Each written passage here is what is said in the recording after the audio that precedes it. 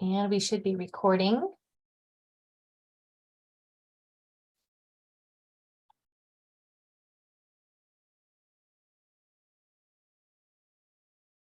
Okay, I think we're ready to get started. Welcome to the September Learning Forum for KPQC. Please enter your name and agency in the chat. We have a lot to go over today and we're excited to have you. So I'm going to turn it over to Tara and we'll get started.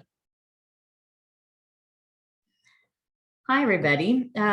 We have, like Tiffany mentioned, we have a lot of great content and the folks here from MAVIS. So I don't want to take much time, but as usual for our monthly learning forums, I want to give you some state updates and some FYIs that we will send and follow up. Tiffany's always really good about sending the slide deck and the recording link, as well as any specific web links or resources that you all might want to grab. So these will come and follow up to you too. But next slide, Tiffany will walk through some of those. So first, a teaser. We've got an awesome presentation today, and we're going to follow up with another awesome presentation next month. So our major learning forum event is that we're going to host the Medicaid medical director and a guest of hers who I'm getting to know as well, Dr. Reddy. And I'm going to perhaps not pronounce this correctly, but Dr. Donna Pudi and I have been connecting through KDHE and our colleagues, and have really enjoyed talking about how the fourth trimester is and should connect in the future with Medicaid and decisions and collaborations. And a unique conversation became very obvious, which was in regards to immediate postpartum birth control and contraceptive counseling. And so sure enough, I asked and they said yes. So again, she pulled in Dr. Reddy from KU and they're going to present to us next month about that exact drill down and very specific topic that's part of fourth trimester work. So join us next month, and registration link there is at the bottom. But we're really excited about the topics that we have this month and in the coming months for sure. Next slide, please. Kansas Breastfeeding Conference. Wanted to just share again what's happening across the state. And as you all know, just like when we talk about contraceptive counseling and interconception planning, we talk about breastfeeding as a key piece of fourth trimester.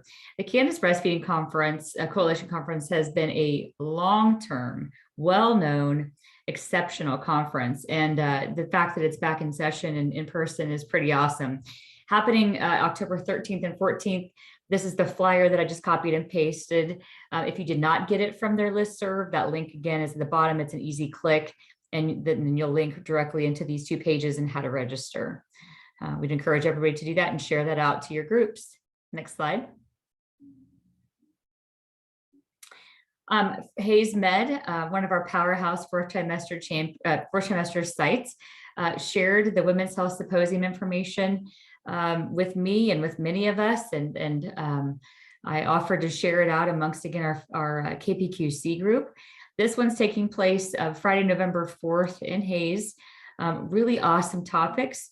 Someone that might look a lot like me is also presenting there, so I'm excited to be participating in that really, again, well-known, well-established conference that they're doing in person this year. Again, there's a QR code there you can use, but also we'll include this in our follow-up email. Next slide. Sometimes, I'd say oftentimes actually, I get requests from various folks in the state agencies and policymakers even, and for you guys' input, or for folks that want to become more engaged or more involved with certain aspects of state level healthcare. In this scenario, Heather Brom, who's the health policy advisor for the state, reached out to me, interested in talking to individuals or organizations from the birthing world, which I like that. We're from the birthing world in Kansas who might be interested in joining the Immunized Kansas Coalition. This is about professional advocacy and opportunity to set policy, disseminate information, evaluate what happens next in our state. And if you're interested, Heather would love to talk to you. I can give you her direct email if you reach out to me, or you can find out more at that website listed there at the bottom. Next slide. Site visits. We continue to do site visits across the state. I know that there's some plans happening out west. There's some more plans happening east, central. I mean, all the places in Kansas. Many of us are going to be doing more and more site visits as the year continues. If you're interested in us, and by that I mean any of us from 4th trimester or KPQC visiting, maybe bringing in some colleagues from the public health sector, or just connecting about where you are and how you're doing with the 4th trimester initiative, reach out to me and let me know that we're welcome.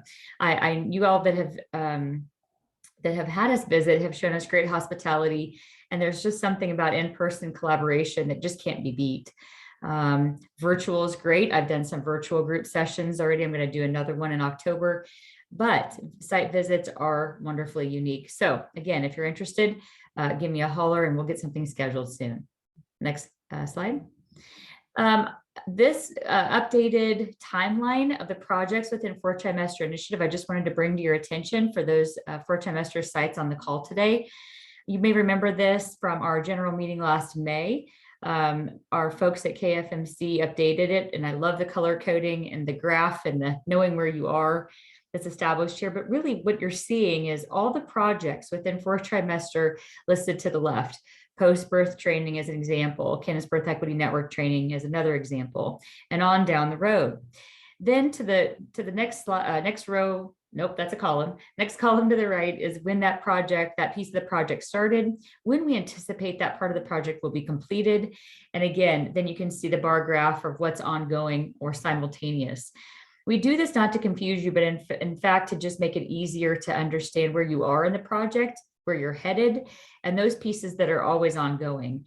Like when we talk about breastfeeding and we talk about postpartum appointment making, those are constant conversations and process improvement that'll go on throughout the initiative.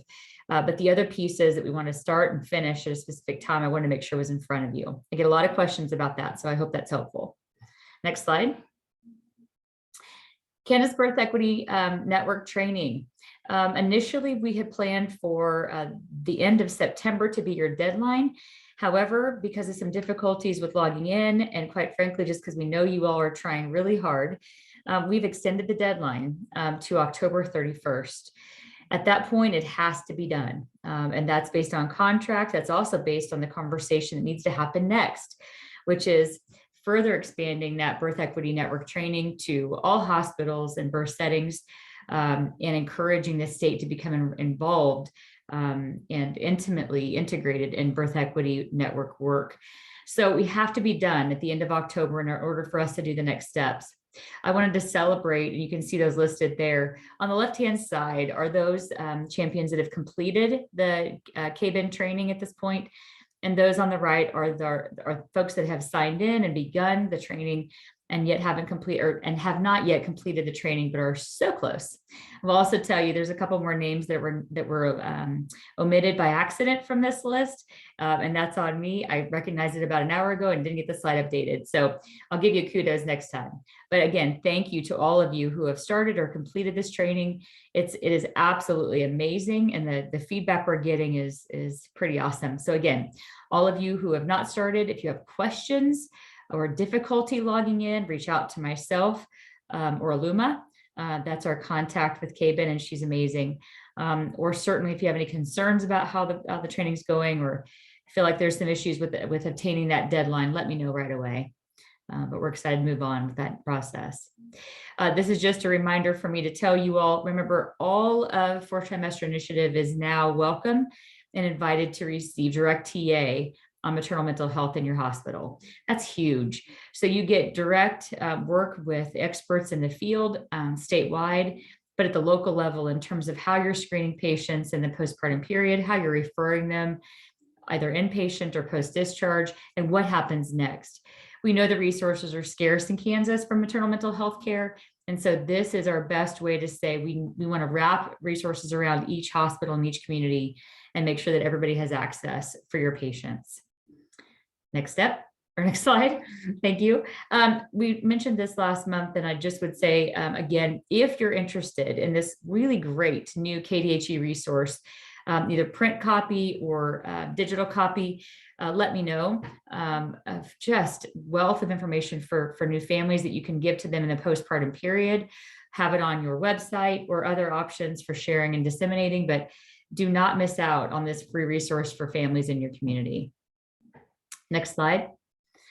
A quick reminder about the general meeting. You will be receiving in your email box very soon the registration link and the full agenda. To say that I'm excited is an understatement. We have nailed down some phenomenal speakers. Really, there's a lot of great information coming your way, like I said, in the coming months and culminating in our general meeting in November. So watch your inboxes, register as soon as you get that. Remember, we're in person in Topeka, Kansas, for that general meeting on the 15th of November. Next slide. We can skip that one. Next slide, please. Good. Next slide. And there it is. So it is with great respect on a very, very hard subject that I'd like to introduce and welcome Katie Wade and Sarah. Sarah, this is when I mess up your name. Help me. Hockmeister.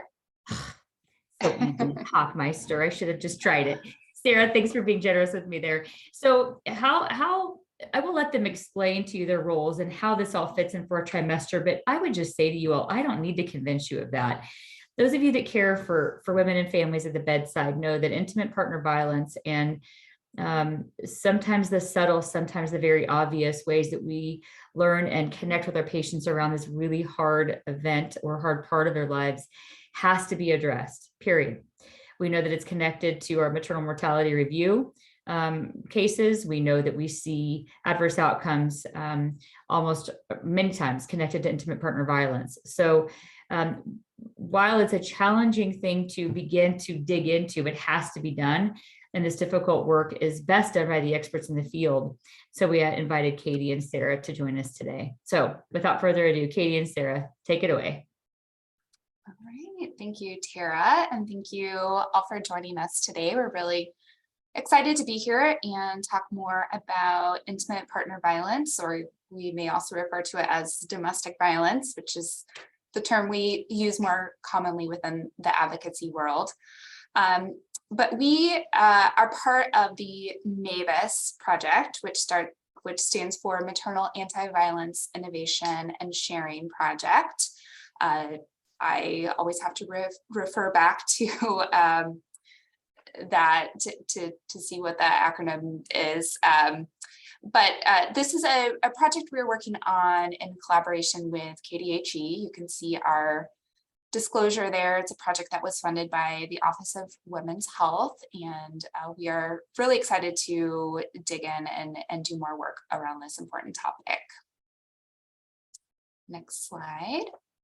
All right, so today we're just going to talk a little bit about the health impacts of domestic violence or intimate partner violence or IPV, and then also identify some of the benefits of using universal education in the healthcare setting. Next slide.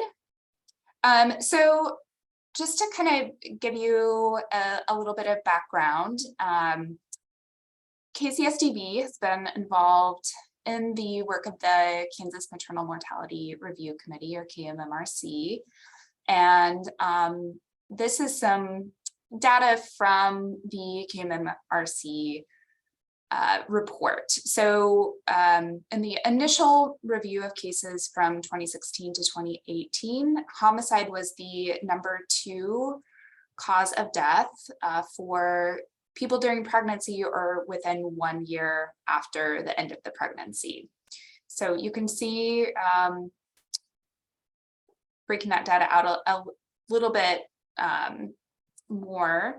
There were 11 homicides between 2016 and 2020, which accounted for a little over 10% of the pregnancy-associated deaths in the state. And we know, I think this will probably not be a surprise to any of you, that oftentimes, or most of the time, the perpetrator of those homicides were an intimate partner or former intimate partner. So go to the next slide. And we have this graphic here so you can see a little bit more, and some of the other topics that the MAVIS project is working to address, including suicide and mental health conditions, poisoning, and overdose. But you see all of those topics are high up on the list of issues that either contributed to or directly caused these deaths. So number one was motor vehicle accidents, 2 cardiovascular conditions, and then number 3, or I guess cardiovascular conditions and homicide both had 11. So go to the next slide. Okay, so in reviewing the cases and the data, these were the recommendations from the KMMRC. And number 1 was to screen, provide a brief intervention, and refer for issues that I've discussed, such as intimate partner violence, mental health conditions, including postpartum anxiety and depression, and also substance use disorder. Increase the communication and collaboration among providers, including referrals, and then educate and empower patients, which was how we got to the MAVIS project. So you'll see here, these are the different agencies and entities who are collaborating on this partnership. There's KDHE, there's KCSDB, obviously, Kansas Connecting Communities, KPQC, which includes all of you, and then the KMMRC. So really, again, the focus of this project is reducing maternal deaths due to homicide and suicide. Okay, so these were the proposed interventions on the project. We'll continue the work of the KMMRC to gather data, and we've also established a subcommittee of the KMMRC looking at those social determinants of health. The part where all of you come in is this cross-training piece, right? So we are providing training to the 4th trimester initiative birthing facilities around intimate partner violence. And then KCC is also providing some training to all of you as well. And then our kind of ultimate goal is to increase collaboration and referrals between all of you and then our member programs, who are the direct service providers for intimate partner violence and sexual violence as well, doing advocacy. You may think of them as your local domestic violence shelter or organization that provides all of those services to survivors. And yes, there we have just highlighted the piece most applicable to all of you. All right. So I'm going to turn it over to Katie to talk a little bit about intimate partner violence and kind of set the stage for the next piece. Okay, good morning. So we're going to talk a little bit more about what intimate partner violence really is and what the impacts can be on a survivor's health. So first, let's really kind of center in a definition that we can all kind of get around. Intimate partner violence is what we're using today. We know that there's a wider definition for domestic violence, but we're specifically narrowing in on domestic violence that occurs between intimate partners. This looks like a pattern of abusive and coercive behavior that's used to gain dominance, power, and control over the intimate partner. Ultimately, it undermines the victim's sense of self, free will, and safety, and includes use of illegal and legal behaviors and tactics. You'll notice that this kind of definition is a little bit different than the Kansas statute definition. And I think that is pretty important to notice, just because the legal definitions are a little bit more narrowly defined and focus more on the physical aspects of domestic and sexual violence, whereas this more public health perspective frames it within that broader range of controlling behaviors. So not just the physical violence, but also emotional abuse and isolation, intimidation, and threats. So I was going to ask you guys to chat in. How many of you folks have seen this power and control wheel before? And if you want to share where you've seen it before too, that would help.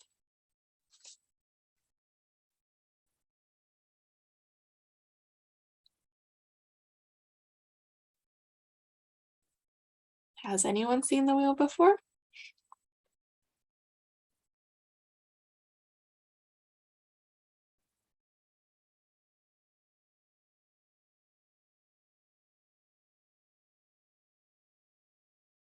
Okay. Okay, we've seen a few different responses. Some people, I'm surprised that people have not seen this wheel, but okay, let's dive into it then. We'll kind of explain it a little bit. You'll see that there are a lot of different tactics described on the wheel. So power and control are at the center of the wheel. That's the whole goal of a perpetrator of domestic violence, of intimate partner violence, that this all hinges upon.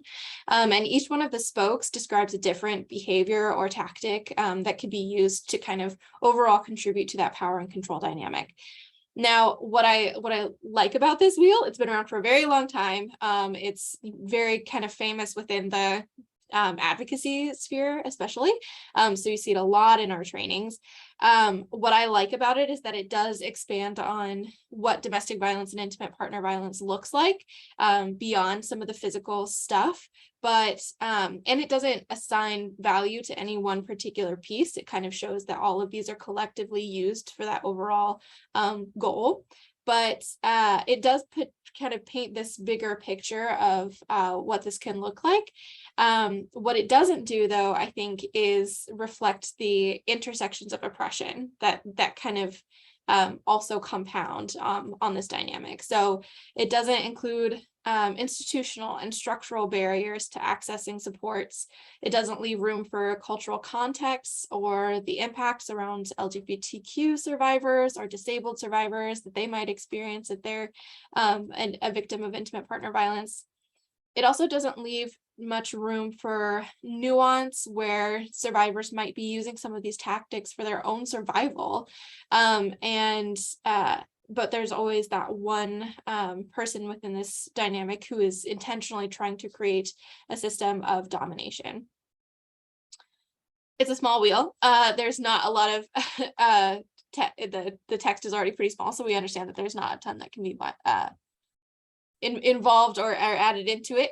But the point is that the patterns in the broad strokes, we can't necessarily brush, we can't paint every survivor with the same brush. We have to look at some of those nuances, and that takes real connection and time and trust in advocacy. So yes, the next one is talking about the some more statistics. We're going to kind of dive into some of those numbers for about how prominent of an issue this is. So you'll see that 1 in 4 women have experienced physical violence by an intimate partner within their lifetime, and that comes from the CDC. And then in Kansas, when we're looking at statistics here concerning domestic violence, there were 23,143 incidents reported to law enforcement, but the statistics don't include incidents that are not reported to law enforcement, which we know occur every day in Kansas. Only 48% of those incidents that were reported resulted in the offender being arrested, which means that only about half of perpetrators end up being held accountable. Those statistics even decrease then for what happens in the courtroom, what happens in terms of accountability and punishment. So sometimes that, we're kind of facing a bit of an uphill battle when it comes to accountability. Yes. Okay. So the health impacts of intimate partner violence on a survivor can include all of these things. I think what the important takeaway is that the body really keeps the score. What we're dealing with in our social lives does reflect within our health. So there's already a kind of a long list of impacts that can really be seen in a survivor's life. But I wanted to encourage you guys also to chat in what kind of impacts you have seen that might not be listed on this sheet.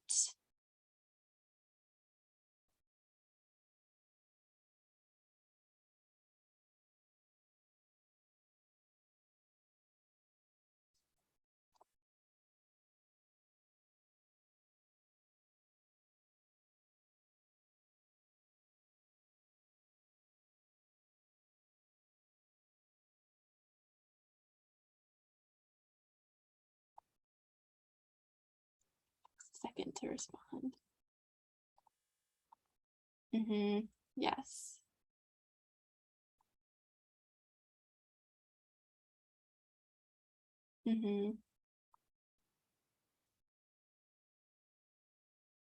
Interesting that both responses also had to do with mental and behavioral health too.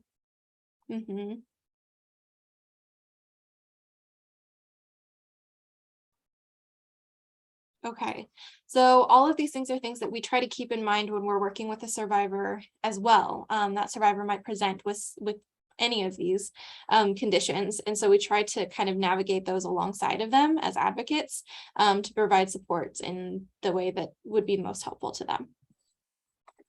Yeah, Katie, I will just add one thing real quick, which is that many of those outcomes also have kind of cascading effects. So if people are having trouble sleeping, if they're using substances, right? If they're having a lot of anxiety, then that can also contribute to additional health impacts beyond that, which, you know, all kind of stem from maybe the trauma or the intimate partner violence. And then we see these kind of long-term ongoing impacts, as well as, you know, I think this is kind of getting at some of the maybe things we don't think about as much, but we know that traumatic brain injuries are very common. You know, the actual physical harm that people experience, injuries as a result of domestic violence, all the way to homicide, right, are substantial as well. So just wanted to throw that in there. Yeah, thank you, Sarah. Very good, extremely good point about the cascading effects too. And specifically to pregnancy and intimate partner violence, women who experience IPV during pregnancy are more likely to receive no prenatal care or to delay their care until later than is recommended. And that results in them being more likely to report symptoms of depression in the postnatal period. There's an association with increased risk of low birth weight and preterm birth, and they're more likely to suffer perinatal death. There's also a piece here that's important about racial disparities in maternal health. So what we learned from the Black Mamas Matter toolkit in 2018 is that Black women are 3 to 4 times more likely to die from pregnancy-related causes than white women. And there are disproportionate impacts of intimate partner violence with less access to care and resources that would prevent and mitigate the harms. So there's some particular barriers that Black mothers are facing when they are encountering intimate partner violence. And those can include income, geographic location, healthcare infrastructure, transportation, and gaps in providers who understand their needs. And now I'm going to turn it back over to Sarah to talk a little bit more about, kind of give us an introduction into the CUES methodologies, and then we'll kind of break down what CUES really stands for. Okay, and this is going to be just a very kind of broad overview of CUES, kind of a teaser for training to come, but wanted to get you all kind of grounded in universal education and why this was chosen as the intervention for the MAVIS project. So go to the next slide. So if you want to share in the chat, we have a couple of questions here. You can respond to either one. Maybe what barriers make it hard for you to talk about intimate partner violence with patients? Or, and there's a bit of a typo on the second question, but have you ever had a patient disclose that there was violence occurring and you didn't know what to do with that, or how did you handle that? So if you want to put those responses in the chat, or you can also feel free to unmute yourself and share that way if you would prefer to do that. I think as you are typing, I'll just share a little bit more. You know, Katie shared some statistics from law enforcement from the KBI report that they put out every year.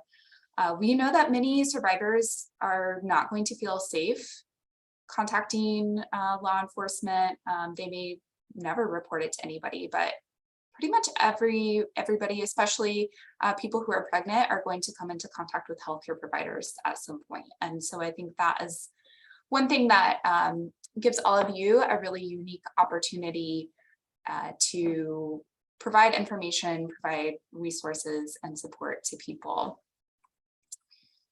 So I'm just going to check the chat here. Okay, yeah, so Tara's pointing out that it can be really difficult to talk in front of other family or friends or other people who may be with the person at the appointment. I would say in the training that we've done, that's probably the #1 barrier that people have identified. It can be really difficult to get people alone, and we know that there are safety concerns with bringing this up, potentially in front of the person who is doing the harm, right? So we're going to talk about that and why confidentiality is so important in this process. Other thoughts around barriers? There was another comment in here that it just came to me. Difficult to get patient alone, timing of admission, and competing factors depending on reason for patient admission. Mm-hmm. Okay, great. Yeah, thank you. Okay, if you want to go ahead and go to the next slide.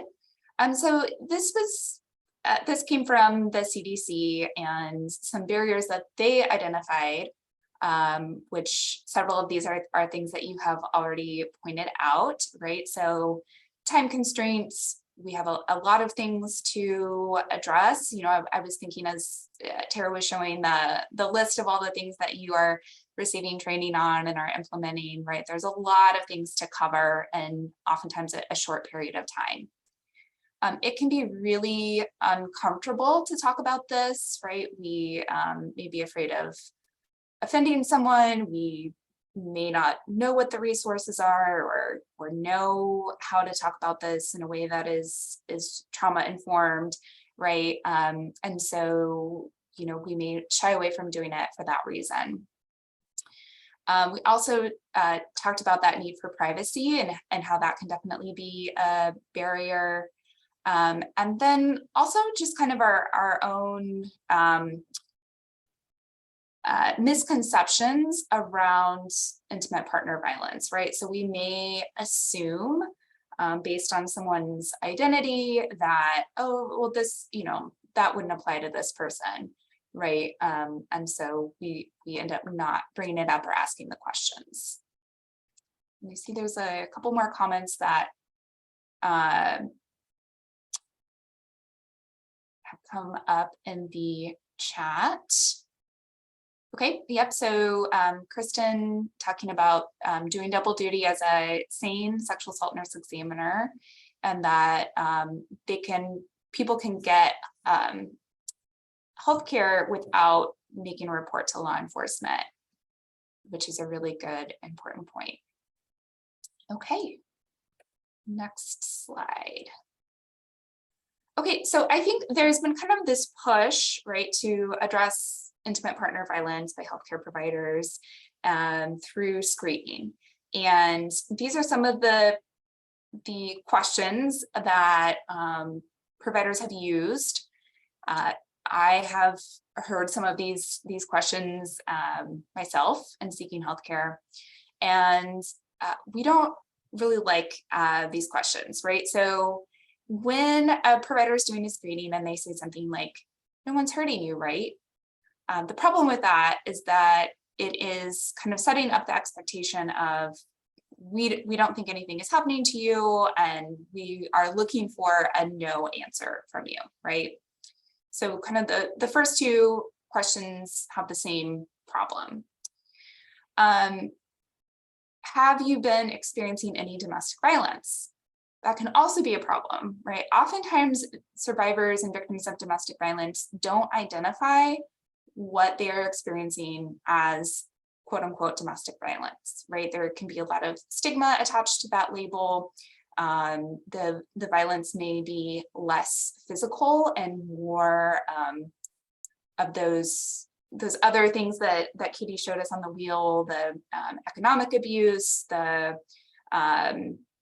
threatening violence, threatening to take children away, berating someone, that kind of psychological or emotional abuse, right? And so people don't always attach that label to what they're experiencing in their relationship. And then finally, this, are you safe in your home? That is a very broad question that could really touch on a lot of different things, not necessarily connected to intimate partner violence. So it's a little too broad to really get at what we're looking at here. Next slide. Okay, studies have also shown that in just doing a screening like that without providing some universal education around it, the disclosure rates are very low, somewhere between 1% and 14%. And even with doing that screening process, if there's not a warm referral made to like an advocate or domestic violence program, or not additional universal education provided to the patient, there's really not any significant difference in outcomes for survivors, right? So we don't want to just ask the question so we can check the box and say that we did. We want to improve the outcomes for people as well.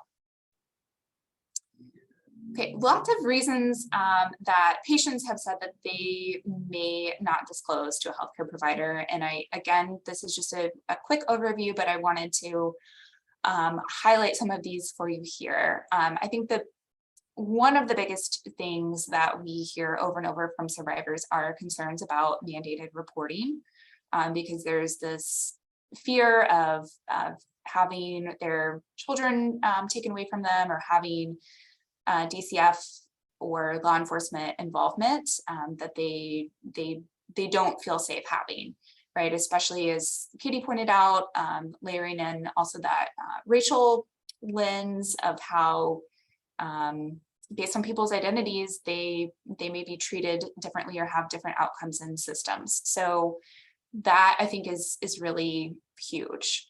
There's also, you know, fear or belief that they may be judged, or that it may not be helpful to talk to a healthcare provider about what's happening. So again, lots of reasons that people don't disclose even to a healthcare provider who clearly has their best interests in mind. And these are some things that Futures Without Violence identified that survivors of intimate partner violence really want from healthcare providers. So they want autonomy to be able to make their own decisions and to be able to share without being judged by a provider. So, you know, I think if we don't understand domestic violence, we're not aware of the dynamics, we don't have that kind of trauma-informed lens as we're talking to people, we can come across as being judgmental or assuming we know what is best for a survivor, right? When that may not be the case, right? Survivors are the experts in their own lives. They have been doing what they need to do to keep themselves safe up to this point. And so we really have to trust their wisdom and their judgment, right? We want to give them information so that they can make their own decisions. And part of that information is really around that connection to how the violence impacts their health, right? Because I think that's a piece that people typically don't know. They don't know that being a victim of intimate partner violence can cause chronic pain, or can increase the risk of asthma, or, you know, can have all of these other health impacts, right? So when you have healthcare providers who are really rooted and grounded in that can be able to provide that information and do it in a validating, non-judgmental way, also taking into consideration all of the other complicated factors that survivors are dealing with, I think we see much better outcomes. Okay, there's been a lot of great research done on universal education, and it is an evidence-based intervention. Providers who were trained on universal education state that they have a lot more confidence in talking to people about domestic violence. And then patients also have more positive feedback. They also were a lot more likely to share information with their peers, right? So even when we're using universal education, even if that information isn't going directly to somebody who's experiencing intimate partner violence, they probably know someone who is or has, that then they can provide the information to. So I think that is a really valuable piece of universal education, that it destigmatizes domestic violence a little bit, and then also provides a way for people to help others in their community, even if they're not the ones to directly benefit from the intervention. Okay, we're going to turn it over to Katie to go through the CUES intervention. Sure. So this is kind of our real teaser that we brought you here for. The CUES intervention is what we eventually want to be doing some training on with the fourth trimester initiative sites. Well, let me start over. The CUES intervention really breaks down into 3 key components. And the first is the C, the confidentiality. And this has to do with the privacy and transparency about confidentiality that is important in that process and in that conversation. That also includes taking some extra time in the with the patient to speak to them alone without their partner or their family present, to really kind of get at what to inform them about some of these things. The U and the E stands for universal education and empowerment. So a lot of what Sarah was just talking about, how universal education really kind of makes sure that everybody gets information that would be helpful for them connecting to these resources without, really pushing the disclosure piece. And that's a really important kind of shift in how we're getting this information out to survivors. The S piece is for support. So that is creating the patient-centered care plan and then a warm referral to your local domestic violence program. And so we're going to talk a little bit more about what warm referrals look like in a minute. But we have a really cool resource as part of CUES that helps you kind of have these conversations and be able to provide some of that education piece that survivors can take. And it's a very tangible thing that they can take with them. Next slide, please. And that's these safety cards from Futures Without Violence. So they have, they're all kind of centered around health and intimate partner violence, but they have lots of different topics. And that includes, campus health, Native issues, HIV testing, sexual and reproductive health, and LGBTQ issues as well. And they look like this. They kind of unfold and they're very small. People can take them with them. And it really kind of just has lists of questions and things that people can kind of think about their relationships and what their kind of goals and desires are, and the kind of what they want their life to look like. These can be ordered for free in bulk from the website that's there on the screen. I'm going to drop that in the chat too, actually. I've got a handy. Okay. Oh, I thought maybe it would.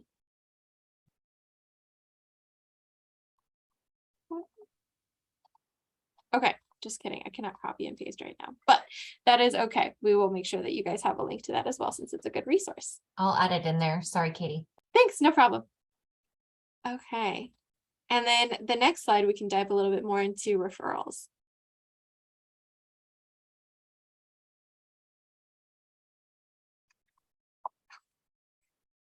All right, referral best practices. So I think what's really key to take away from this piece is that the warm referrals are more than just a handoff. All of this hinges upon building really key relationships with those local partners. So if you don't know who your local domestic violence agency is, we're going to talk in a minute about how to find out who that person is. But it is, it might be worth it to reach out and to find out who would be a good person for you to connect with. That's there at that agency. You can make those referrals happen. And it's not just that you're giving somebody a phone number, but that you're actually connecting them with a person that is going to be able to provide them the service that they're looking for. Warm referrals, we know, increase the likelihood of survivors utilizing these resources. So this is a really key piece of making sure that people get access to the resources that they need. And some of those resources look like services that our member program services provide. As a coalition, we are made up of a network of 25 different local domestic violence service providers across the whole state. And these programs provide the direct services piece. So that can be crisis intervention, support groups, the hotline, advocacy services, shelter resources. They might refer people for additional things outside of their scope as well, and community education and awareness. So that's really a variety of tools that are there for survivors to use, and they all kind of emphasize the survivor's self-determination. All of our agencies, a domestic service or domestic violence service provider has 3 main goals in mind, and those are safety, accountability, and justice. So this is a map of our member programs, and you can find this on our website at kcsdv.org. When you go to this map, you can search it both by, they're listed alphabetically, or you can click on the number that's associated with the region and be able to find it that way. It also includes a brief description about whether that agency focuses on sexual assault or domestic violence agents or domestic violence services. So whether they provide, domestic violence shelter or they're kind of a rape crisis center.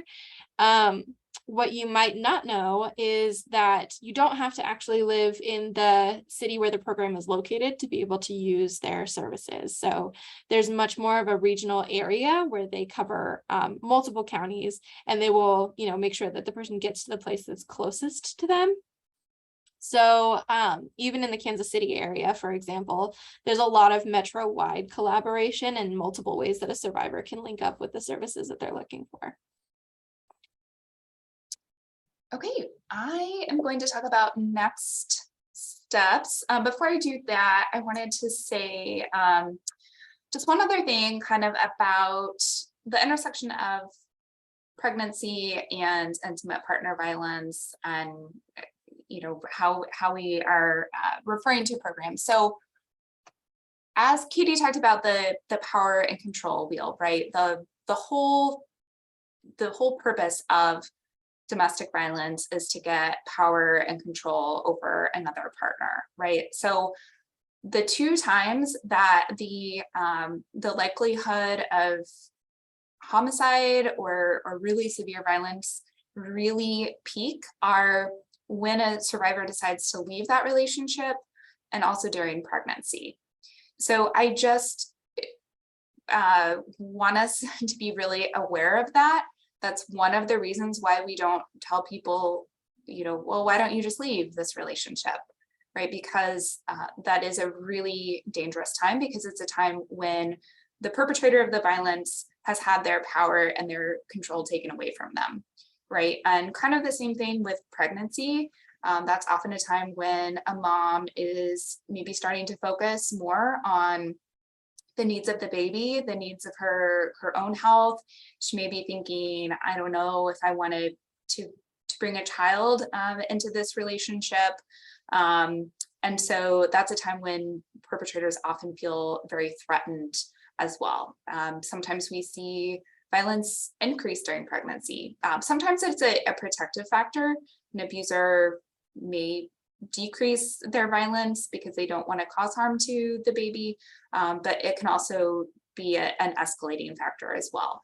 So I just want us to keep that in mind as we're thinking about how to best support people, and know that the universal education approach, the goal isn't a disclosure, right? But we know disclosures are going to happen. So it's really important that we know kind of how to best get them to a program or to an expert that can provide some of that support and safety planning and those sorts of things. And also not try to push anybody into leaving a relationship, because that may not be the safest thing for them to do. So all of that to say, our next steps are really going to be these. We're going to be putting together a survey to send out to folks to kind of get a baseline of where everyone is and identify what the needs are. Then we will be doing some training, most likely in the spring. We'll start doing that training for all of you, some more in-depth training on the cues intervention and on intimate partner violence. And then the ultimate goal, as we talked about earlier, is to get those memoranda of understanding, or MOUs, between you and the domestic violence and sexual assault programs, right? So that you know how to refer people back and forth, and that you really have those collaborations and connections with the service providers in your area. So that's kind of where we're going from here. And our contact information is here on this slide, as well as resources that we used in the presentation. The link to the safety cards is there. You can go and request those. They're free. You have to pay $15 for shipping, but you can get all the cards you want for $15. And I think we have a little bit of time for questions. If anybody has any questions they'd like to ask, we're happy to answer them.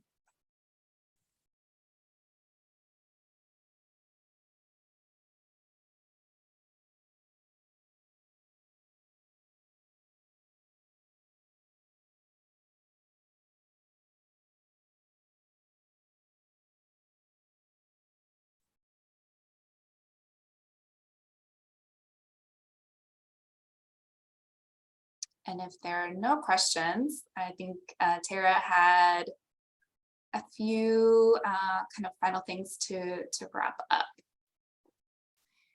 I'm just sitting here thinking about the moments that happen at the bedside, that you have an alert as a care provider, or as somebody during a delivery or immediately postpartum, that you know something's not right in the room between the family members, or somebody discloses something to you in that moment. And I think one of the things that I like about fourth trimester is that what you, Sarah, and Katie just did is tell us that no matter what you hear, there's a resource to hand them off to, right? And what we need to figure out at the state level and drill down at the fourth trimester sites is, what can we do to help each hospital and each provider know what to do next, right? How to know what to identify and what to do next. So I appreciate that. It's a very layered conversation, isn't it? There's just about the time you think that you have it figured out, there's more and more to it. But there's so many times that I can think of immediately. I'm sure other people on this call can too, when you heard somebody say something at her birth or in the postpartum setting, or between a couple in a room, that you just think something isn't right. And I think she's trying to tell me something. And what do I do next with that moment? So I get it. Unfortunately, we've all probably heard that moment. General meeting. So keeping the topics alive of what do we do next to make the postpartum model of care change and updated in Kansas to include all the drill downs and all the layers. We're going, again, you're going to see that registration link come across your inbox, and are excited to meet in person on November 15th. I did send out a calendar invite to all the fourth trimester champions. So take a look at that, mark it off, use PTO, whatever it takes to be there. And for everybody else, of course, this is KPQC wide in person, not just fourth trimester champions. And I promise we're going to make it worth your while. Remember, it's free, completely free, minus the gas to get there. We'll even feed you. Next slide. I think, Tiffany, that might be, yep. And just another reminder, make sure you register for next month. I'm excited to hear some more about LARC and the immediate postpartum period. And I think that's it for the day. Tiffany, is that right? Yeah. Yes, sorry. I could not get my unmute button to pop up. Yes, that's it. All right, you guys. Thank you so much for joining us. And again, you'll see these resources coming at you. Sarah and Katie, thank you so much for your time today. We appreciate it. Have a good day, everybody. Thanks so much.